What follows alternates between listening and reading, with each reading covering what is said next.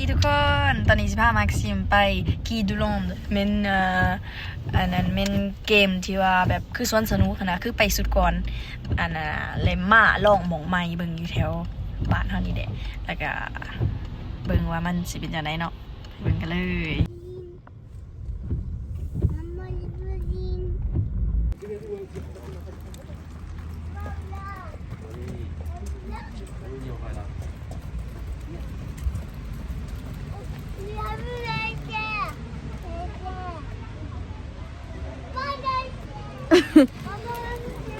เซบกไปโดด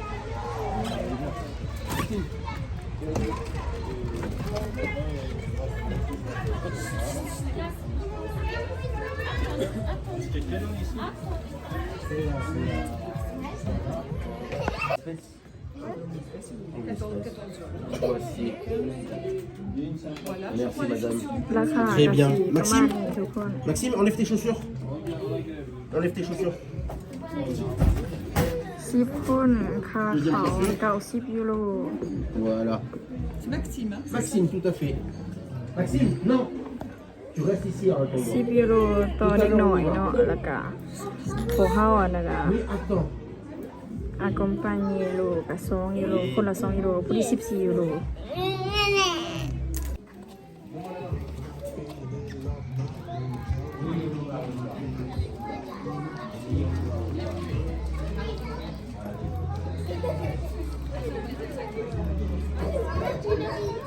ในคนที่เขาจะมาจัดงานวันเกิดเนาะเขาหับจัดงานวันเกิดคือกัน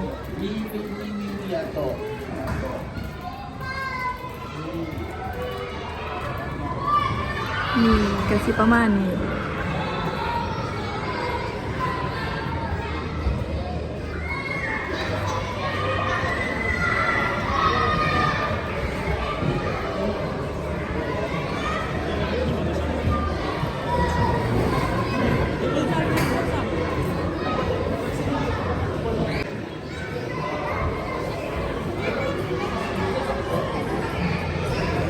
ก็จะขายกาแฟขายเครื่องกิน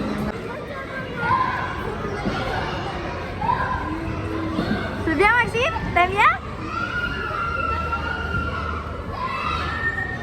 ไปแม่ลูกไปแม่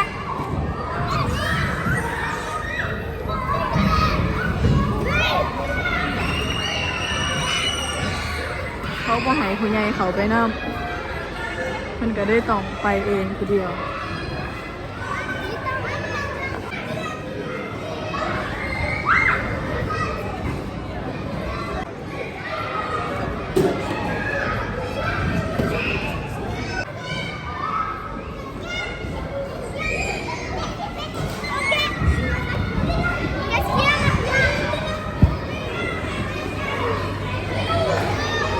เสื้อแดงนี่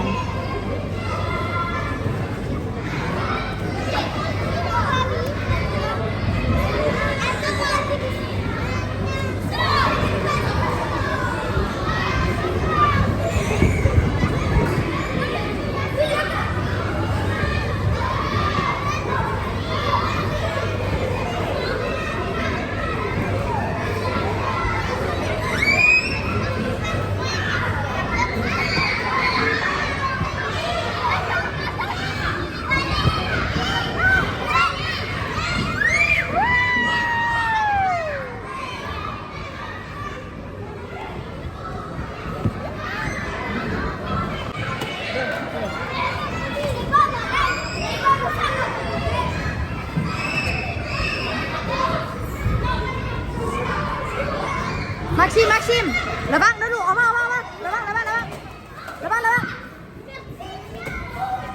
ว้านะ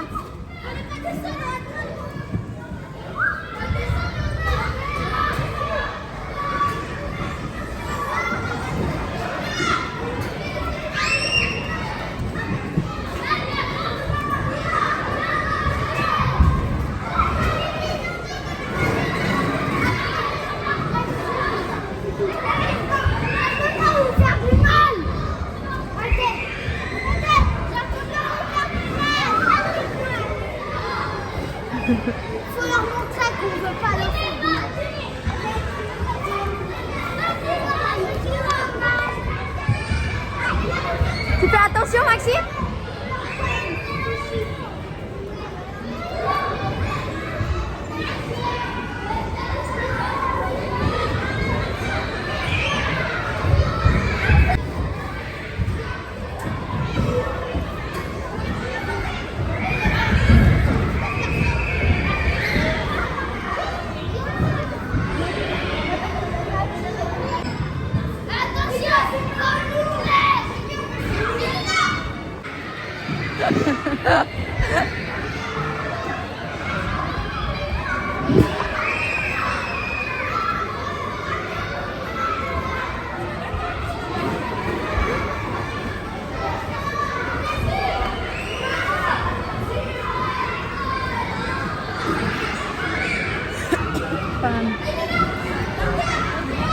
Maxime, viens.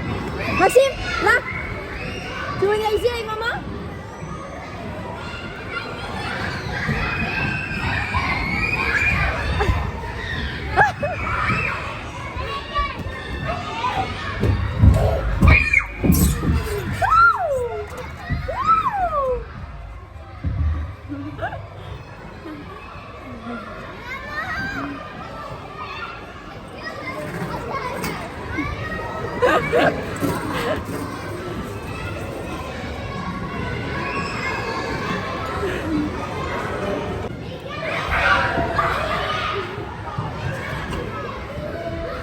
Viens ici avec maman. Viens ici avec maman. Après, on revient là. Il est ici d'abord avec maman. Là, vas-y. Allez. Ouais.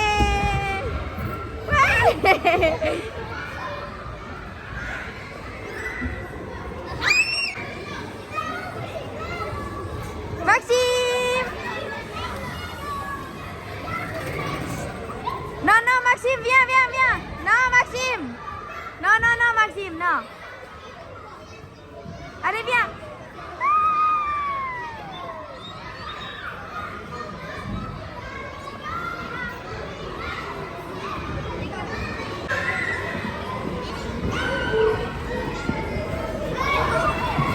Oh,